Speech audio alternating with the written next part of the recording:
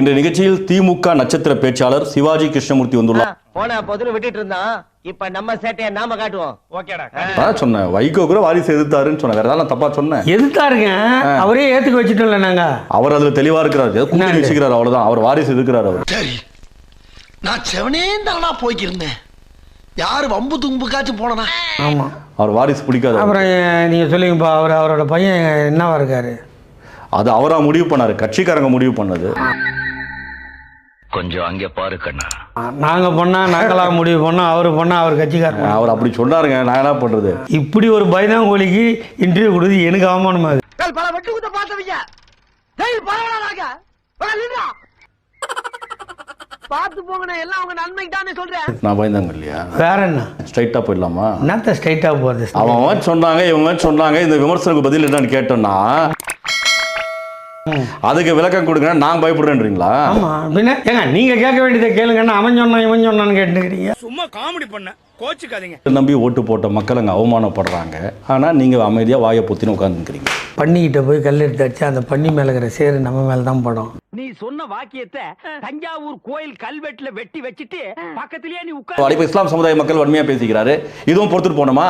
ஆமா, வர தேர்தல் அவங்க வேலையை காட்டுவாங்களா?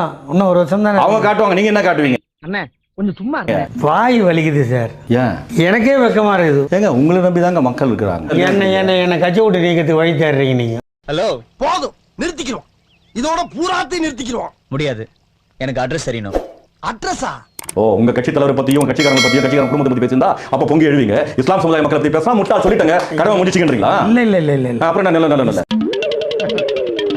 ராணுவ பயிற்சியெல்லாம் எடுத்துக்கிட்டாரு. ஆமா, AK-47 AK-74 வேற பாருங்க, தட்டன்னு சுத்தி சுடுதான். அந்த நேரத்துல ஒருத்தன் வந்து சார் செல்ஃபின்றான். நோய் என்ன, நீ பைத்தியக்காரனவே நினைச்சிருக்கிறல்ல நீ.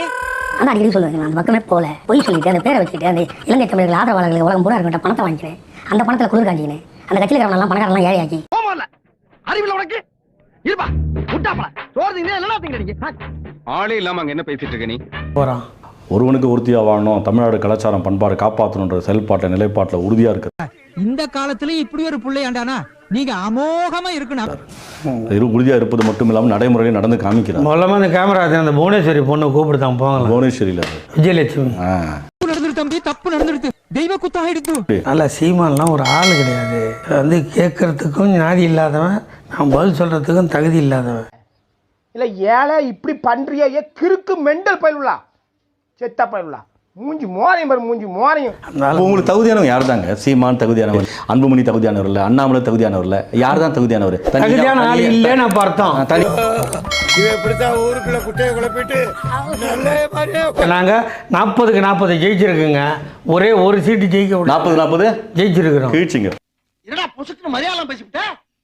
40 ஜெயிச்சிங்களா? நீட் தேர்வு வந்த உடனே நீட் தேர்வு ரத்து பண்ண சொன்னீங்க 2019. இதுக்கும் எந்த கிழிக்கல, சட்டமன்ற தேர்தலில் வெற்றி பெற்றீங்க, இப்பயும் கிழிக்கல. என்ன டூபாலர் வெள்ளம் காட்டுறீங்க நீங்க? நீட் தேர்வுல கோச்சிங் சென்டர்ல 10 லட்சம் 15 லட்சம் வாங்குறான், மக்கள் சூசைட் பண்றாங்க. அது கட்டுப்படுத்த முடியல, அது வக்கீல திராணி இல்ல. கோவப்படாதீங்க சார், என்கிட்ட எல்லாம் கோவப்படுறதுனால 10 பைசாவுக்கு பிரயோஜனம். நானும் ஒரு ஊரா பேசிட்டு இருக்கேன், ஒரு நாளைக்கு 2 கூட்டம் பேசுறேன். நீங்க கட்சிக்காக மாரடிக்கிறீங்க, மக்களுக்காக மாரடிக்கிறீங்க. நான் மக்களுக்காக பேசுகிறேன். என்ன ஒரு போன் சொல்லுங்க, இதுக்கு என்ன பேசுங்க, மக்களுக்காக சொல்லுங்க. பேச்ச உதாரண பேச்சை தவிர இந்த மக்களுக்காக நான் ஒன்றிய அரசை எதிர்க்கிறேன், இதை எதிர்க்கிறேன், அதுக்கு பேசுறீங்களா? நான் பேசாத பேச்சே கிடையாது. ஊராம் பணத்துல ஊர சுத்துற ஒக்காலா மோடி நரேந்திர மோடி வேணுமா, எங்கள் ராகுல் காந்தி வேண்டுமா? ஆனா உங்க மனசுக்கு தெரியல நம்ம தப்பு பண்ணிட்டோன்னு. என் மனசுக்கு அட நார போயிரு, இவன் நேரம் பண்ண அக்கப்போர் பத்தாடா. சின்ன சேனலுக்கு எதா இருந்தாலும் அது கொஞ்சம் ஆதரவு கொடுங்க. உங்க பொண்ணான கையை கொண்டு அந்த பெல்ல தட்டிடுங்க.